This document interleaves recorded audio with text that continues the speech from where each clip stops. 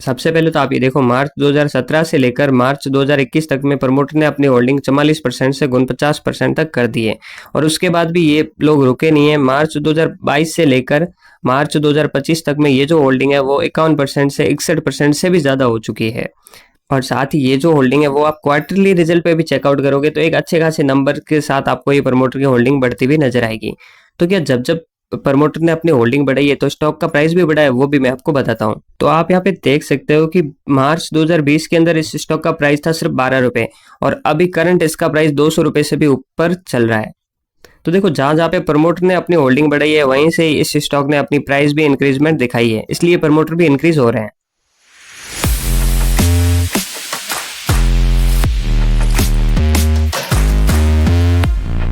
Hello and welcome friends, स्वागत है एक बार फिर से हमारे YouTube channel talk about stock. आज की इस वीडियो में हम आपके साथ कुछ ऐसे स्टॉक शेयर करने वाले हैं जिसमें रिसेंटली प्रमोटर्स ने काफी अच्छा स्टेक्स बढ़ाया है। इनमें से एक दो स्टॉक्स तो ऐसे हैं जिसमें प्रमोटर ने 50 से लेकर 70% तक की स्टेक इंक्रीज की है।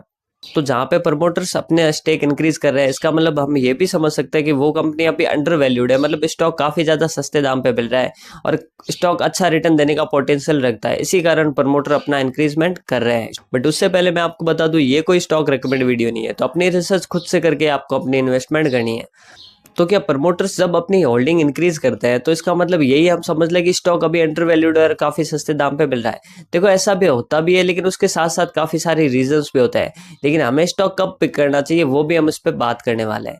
लेकिन उससे पहले आप ये भी समझो, मतलब आप खुद के ऊपर सपोज करके चलो कि आपकी कोई शॉप है और उस शॉप के अंदर आप अपना इन्वेस्टमेंट करके एक शॉप चला रहे हो और थोड़े टाइम में लगे आपको आपकी शॉप सही रास्ते पे जा रही है, अच्छा प्रॉफिट भी हो रहा है, तो आप उसमें कुछ और इन्वेस्टमेंट करना चाहोगे ताकि वो शॉप आपको ज्यादा प्रॉफिट दे सके। ऐसा होता है ना। इसी कारण जो प्रमोटर्स को पता है कि हमारी कंपनी जो अब सही लाइन पे जा रही है और हमें अच्छा खासा प्रॉफिट दे रही है, तो हमें कुछ और स्टेक ले लेना चाहिए ताकि till the and net profit में हम अच्छे खासे प्रॉफिट में रहे। तो इसी कारण प्रमोटर अपनी होल्डिंग इंक्रीज करता है ताकि उनको भी बेनिफिट हो सके। और यही एक इशारा होता है रिटेलर्स के लिए कि अभी हमें स्टॉक में अपनी होल्डिंग बढ़ानी चाहिए ताकि हमें भी फ्यूचर में अच्छा रिटर्न मिल सके। लेकिन उसके अलावा भी काफी सारे रीजंस होते हैं प्रमोटर्स के होल्डिंग इंक्रीज करने के। क्योंकि जब कोई दूसरी कंपनी उस कंपनी को टेक ओवर करने का प्लान करे और प्रमोटर को पता लग जाए, तो प्रमोटर अपनी होल्डिंग इंक्रीज करता है ताकि उसके पास इतने शेयर्स ना रहे और वो उस कंपनी पे प्रेशराइज करके या फिर उस कंपनी को टेक ओवर ना कर पाए। एंड मैनी मोर, और भी काफी सारे रीजंस होते हैं। प्राइस को मैनिपुलेट करना भी प्रमोटर के हाथ में होता है। तो रिसेंटली प्रमोटर्स ने तो काफी सारे स्टॉक्स बाय किए, लेकिन उनमें से कुछ स्पेशल स्टॉक्स होने वाले हैं जिस पे आज हम इस वीडियो में बात करने वाले हैं। तो इस लिस्ट का जो पहला स्टॉक है उसका नाम है मनब्रो इंडस्ट्रीज लिमिटेड।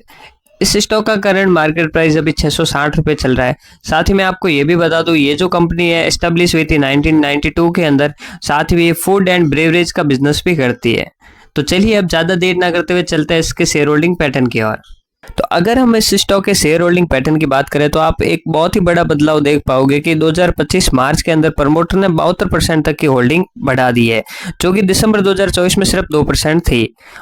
और उससे पहले ये होल्डिंग 26% कंसिस्टेंट चल रही थी। लेकिन साथ ही आप और भी होल्डिंग पैटर्न में देखोगे तो DIS जो इंडियन इन्वेस्टर है उसकी होल्डिंग सिर्फ 0.01 थी, जो कि घटकर 0% के आसपास अब रह गई है।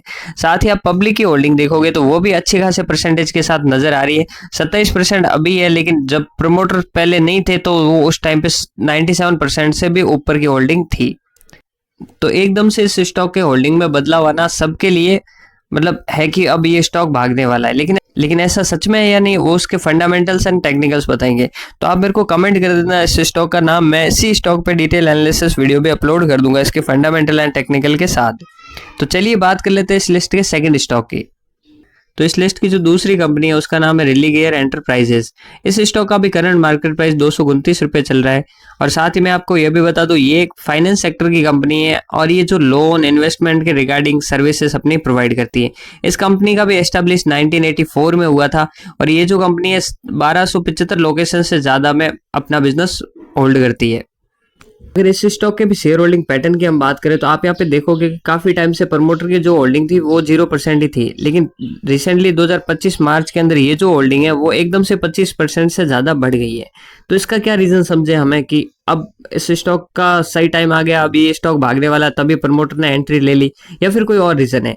साथ ही अगर इसके अदर डिटेल की भी बात करें, अगर FIIs की बात करें तो वो भी आप देखोगे 8% के आसपास अभी होल्डिंग लेके बैठे हैं, जो कि पिछले काफी टाइम से 8% ही चल रही है।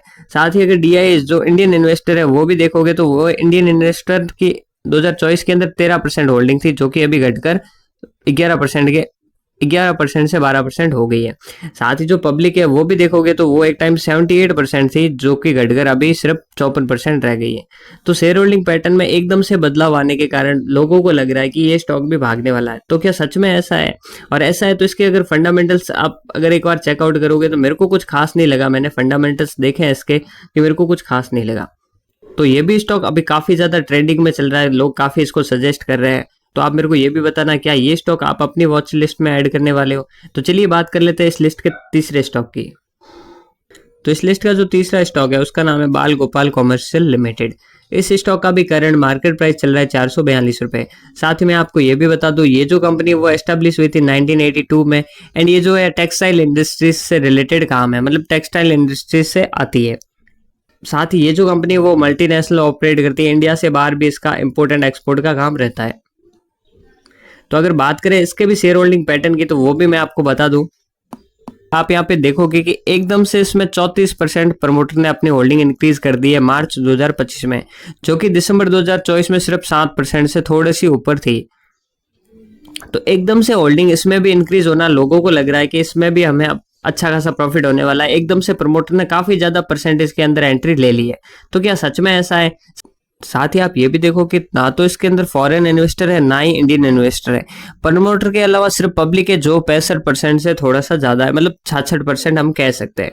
तो क्या सच में ये स्टॉक भी हमें अच्छा बेनिफिट दे सकता है या नहीं, या मतलब प्रमोटर के आने के क्या रीजंस है? अगर ये सभी जानना है, साथ में इसका एनालिसिस भी करना है, तो आप मेरे को इस स्टॉक का नाम कमेंट कर देना। मैं इस स्टॉक पे पर्टिकुलर डिटेल एनालिसिस वीडियो भी अपलोड कर दूंगा।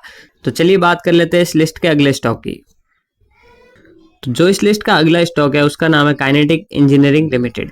इस स्टॉक का भी करंट मार्केट प्राइस अभी 204 रुपए चल रहा है। साथ ही मैं आपको ये भी बता दूं, ये जो कंपनी है वो एस्टेब्लिश हुई थी 1970 में, एंड ये जो कंपनी है मैन्युफैक्चर एंड सप्लाई करती है ऑटोमोटिव कंपोनेंट्स का। तो अगर इसके भी शेयर होल्डिंग पैटर्न की बात करें तो मैं आपको बता दूं इसमें क्या चेंजेस आए हैं। देखो ये स्टॉक काफी अच्छा है। अगर इसके प्रमोटर के होल्डिंग में एक पैटर्न नजर आ रहा है आपको तो बढ़िया, नहीं तो मैं आपको बताता हूँ कि आप यहाँ पे एक देखो कि जून 2022 के अंदर इसकी होल्डिंग है 51%, सितंबर 2022 में ये होल्डिंग बढ़कर हो गई है 52%, फिर 52% के बाद ये दिसंबर 2022 के अंदर ये 54%, ऐसे ही करके दिसंबर 2023 के अंदर ये लगभग 60%, और अभी के समय में मार्च 2025 में 61% से भी ऊपर। मतलब कंटिन्यूसली प्रमोटर अपनी होल्डिंग बढ़ा रहे हैं, मतलब 22 से लेकर 25 तक में उन्होंने अपनी होल्डिंग अच्छे परसेंटेज के साथ इंक्रीज किए। और साथ में आप देखोगे तो जो फॉरेन इन्वेस्टर है, फॉरेन इन्वेस्टर ने भी एकदम से 2024 के अंदर एंट्री ली है 7%, फिर अभी मार्च 2025 में थोड़ा घटकर वापस 5% के आसपास आ चुके हैं। साथ में आप DIs है उसकी भी होल्डिंग देखोगे तो लगभग 0.01 और 0.02% के साथ आपको एक नंबर्स दिखाई दे रहे हैं, जो कि अभी करंटली 0.01% ही है। लेकिन इसमें एक बहुत ही बड़ा पॉइंट मैं आपको बताता हूँ, जब भी इस स्टॉक के प्रमोटर्स इंक्रीज हुए हैं तो आप इन मंथ्स का जाके चार्ट चेक करना डेली टाइम फ्रेम पे, तो उसमें आपको प्राइस भी इंक्रीज होती हुई नजर आ रही है। मतलब जब जब प्रमोटर इंक्रीज हो रहा है तो प्राइस अप एंड डाउन हो रही है, मतलब अच्छे खासे मोमेंटम के साथ जो प्राइस है वो इंक्रीज हो रही है। तो क्या सच में अब जो प्रमोटर इंक्रीज हो रहे हैं या नेक्स्ट जब होने वाले होंगे तब सच में इसका प्राइस ऊपर जाने वाला है? इसका भी डिटेल एनालिसिस वीडियो अगर चाहते हो इस स्टॉक का, तो इस स्टॉक का भी नाम कमेंट कर देना, मैं इसका भी डिटेल एनालिसिस वीडियो आपको प्रोवाइड कर दूंगा।